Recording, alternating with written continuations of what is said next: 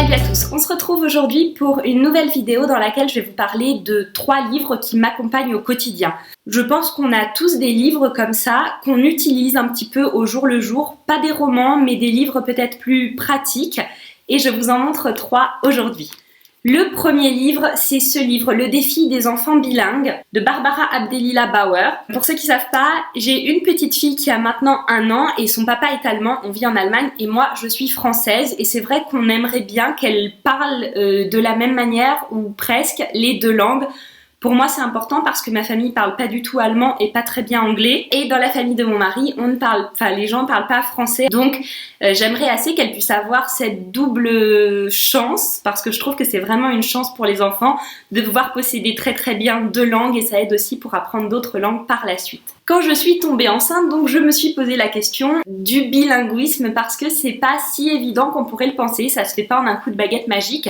Je me suis donc procuré ce livre que j'ai trouvé hyper bien fait et qui est très très bien puisque j'ai trouvé la version allemande pour mon mari aussi qui s'intéresse au sujet tout autant que moi. C'est un livre très bien fait même si vous n'avez pas forcément d'enfants ou d'enfants bilingues dans votre entourage parce qu'on a une réflexion très intéressante sur le langage, son utilisation dans le monde et on découvre qu'on peut devenir bilingue à tout âge et il n'y a pas que au niveau des enfants, il y a aussi le bilinguisme tardif qui est expliqué dans le livre et c'est vraiment bien fait. Nous c'est un livre dont on se sert énormément, qui nous a évité de faire peut-être quelques erreurs. Après est-ce que ça marchera ou pas notre façon de faire accéder notre fille au bilinguisme, je sais pas. Mais j'ai trouvé ce livre passionnant, il y a plein d'exemples de familles qui font toutes différemment avec leurs enfants bilingues, même trilingues, voire plus. Ça permet de se déstresser sur cette question-là aussi et d'y aller peut-être de manière plus sereine, en évitant certaines choses, d'être préparé aussi à certaines réflexions, puisque les enfants bilingues développent le langage différemment des enfants monolingues. Et parfois, à l'école, ça peut poser quelques soucis.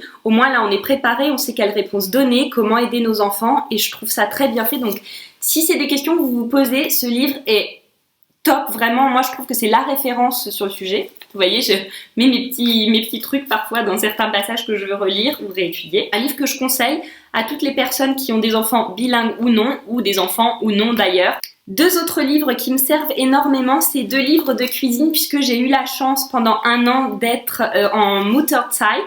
C'est le temps des mamans, voilà, c'est comme un congé maternité et donc qui dure 1 an. Et j'ai pu faire plein de choses, notamment préparer les repas de mon bébé. Et j'ai beaucoup aimé ça. Mais voilà, avec un bébé, parfois on a peur de pas donner forcément les bonnes choses à manger ou les bonnes quantités. Donc j'avais envie, pour commencer, d'avoir des livres de recettes pour un petit peu me rassurer. Je vous en présente donc 2 qui sont très très bien et qui m'accompagnent encore aujourd'hui. Le premier, il s'agit de 200 recettes pour bébés gourmands et parents débordés d'Audrey Bourdin. Dedans, il y a plein de recettes. Et c'est fait en fait par âge. Vous voyez, et au début de chaque âge, il y a aussi des petites infos nutritionnelles au niveau du développement de bébé et de son alimentation. Je le trouve bien fait, il y a quelques recettes que j'ai essayées qui sont pas top comme ça en a l'air, mais très franchement, bah, vous voyez, c'est très varié, c'est très gourmand et c'est pas juste des classiques genre patates carottes. Il y a plein de choses avec des épices, de la vanille, de la cannelle, un petit peu de curry et c'est une bonne manière de faire découvrir plein de nouveaux goûts à bébé. Et j'ai récupéré ce livre aussi en France d'une amie qui s'appelle Mes petits plats pour bébés de 4 mois à 3 ans et c'est de Marie Leterret et Frédéric Marcombe qui est très bien fait et que je trouve plus adapté pour les bébés un peu plus grands. Le premier livre c'est très bien pour les bébés qui commencent tout juste à manger jusqu'à 1 an on va dire. Et dans celui-ci, on trouve des recettes un petit peu plus compliquées, un petit peu plus élaborées, avec des saveurs un petit peu plus fortes, des mélanges de saveurs aussi un petit peu plus conséquents. Je trouve que ces 2 livres se complètent très bien. Dans le premier, il y a beaucoup de purées, de trucs à mixer, de compotes. Et dans le second, on retrouve énormément de choses du type crumble, petit salé aux lentilles, une quiche, soufflé au fromage. C'est des repas aussi en fait que je fais en grande quantité parce qu'on mange la même chose maintenant. Donc ça c'est très cool puisque c'est des recettes qui plaisent aussi bien aux enfants qu'aux parents.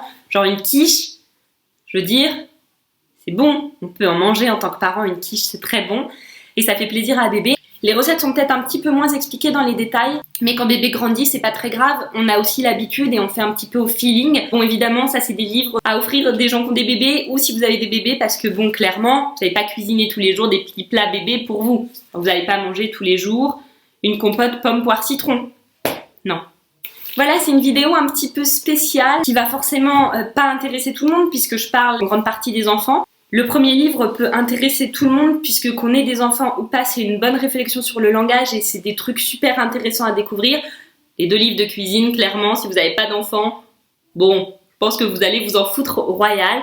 Mais comme je vois qu'il y a plein de booktubeuses et de blogueuses qui tombent enceintes ou qui ont des enfants, et je trouve ça vraiment cool, je me suis dit que ça pouvait en intéresser plusieurs et que peut-être ça peut aider celles qui sont un peu paumées devant la quantité de livres qu'il y a pour les bébés, parce que c'est vrai que dans les livres de vie pratique pour les bébés ou la grossesse, genre, on ne sait plus quoi acheter. On a la tête un peu comme ça, quand on cherche un livre, c'est compliqué. Et donc, comme j'en ai trouvé 3 plutôt pas mal, je me suis dit que je pouvais vous les faire découvrir. J'espère que ça vous a plu, que vous faites de très belles lectures. Je vous fais des gros bisous et à la prochaine. Bye!